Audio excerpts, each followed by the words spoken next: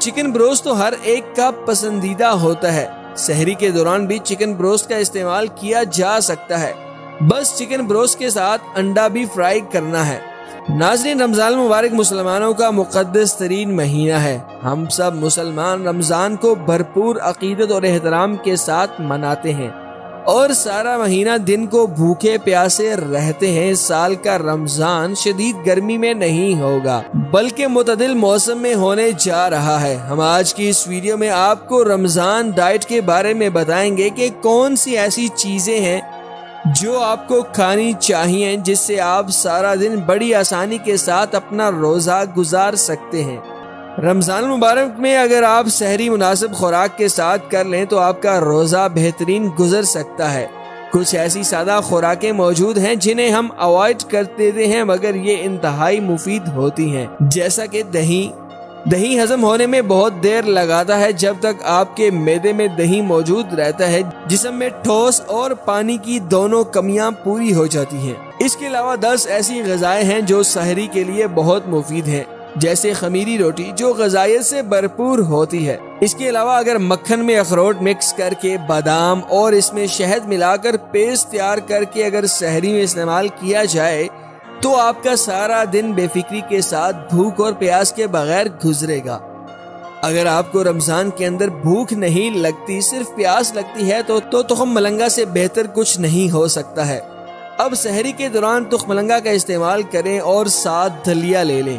आपको सारा दिन प्यास नहीं लगनी है।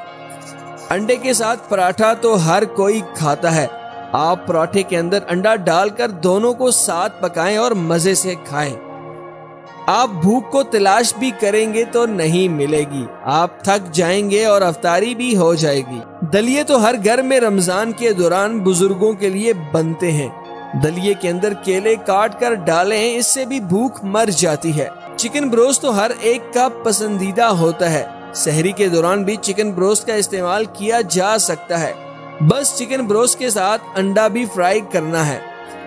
वैसे तो गोश्त खाने से प्यास लगती है, बिलखुसूस कीमा और कबाब खाने से, मगर सहरी कीमा ऐसे रेसिपी से तैयार होता है जिसमें फैट्स कम से कम होते हैं। इस कीमे की रेसिपी गूगल करें और मजे से सहरी मेल एंजॉय करें। Fruit salad. दिन में भूख इसलिए भी लगती है कि इंसानी जिस्म विटामिन की कमी का शिकार हो जाता है।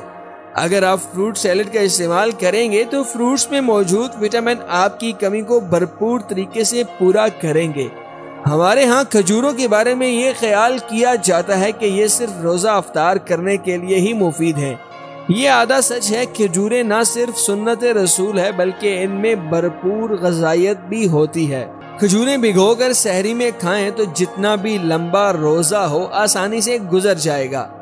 रमजान के दौरान सहरी बनाते इन चीजों का हमेशा ख्याल रखना चाहिए कि ऐसी खुराक जैसे दालें और गोश्त हो इस्तेमाल करें। इससे आपका प्रोटीन लेवल कम नहीं होगा और दिन भी अच्छा गुजर जाएगा। इसके अलावा कोशिश करें कि सहरी बनाते वक्त, बिलखुसूस पराठे बनाते वक्त, बाजारी ऑयल का इस्तेमाल बिल्कुल ना करें बल्कि देसी घी से पराठे बनाएं। और देसी घी से ना प्यास लगती है और ना ही भूख का एहसास बढ़ता है।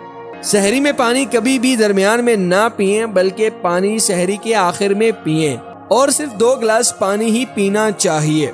अक्सर अफराद रात को सहरी और अफ्तारी के दरमियान हिस्से में ही खाते रहते हैं, जैसे 12-1 बजे। इसका नुकसान ये होता है कि ऐसे अफराद सुबह सहरी भरपूर तरीके से नहीं कर पाते हैं, जिसके नतीजे में उन्हें दिन के 10 बजे ही भूख लग जाती है। रमजान में ये खा लो, भूख नहीं लगेगी। व्यूअर्स, पहले हमें इन चीजों का जायजा लेना होगा जिनकी वजह से भूख लगती है। अगर आप रमजान में इसकी परहेज करेंगे तो आपका रोजा अच्छा गुजरेगा और भूख भी कम लगेगी। जैसे रमजान के दौरान चॉकलेट्स नहीं खानी चाहिए, ज्यादा मिठाई का इस्तेमाल, फ्राई कटे हुए आलू और समोसों से भी अवॉइड करना चाहिए। सुबह सहरी के वक्त कार्बोहाइड्रेटेड चीजें भी नहीं इस्तेमाल करनी चाहिए, जैसे कोल्ड ड्रिंक्स हो गई, क्योंकि ये जल्दी खाना हजम कर देती हैं। इसके अलावा सहरी में सफेद चावल नहीं खाने चाहिए, इससे जल्दी भूख लग जाती है। पेस्ट्रीज और डोनट्स भी नहीं खाने चाहिए। इसके अलावा चिप्स, नमकीन, मेवाजात भी नहीं खाने चाहिए। इससे इंसानी जिस्म में सोडियम ज्यादा हो जाता है, जिसको कम करने के लिए ज्यादा कैलोरीज जलती हैं, फिर जल्दी भूख लग जाती है।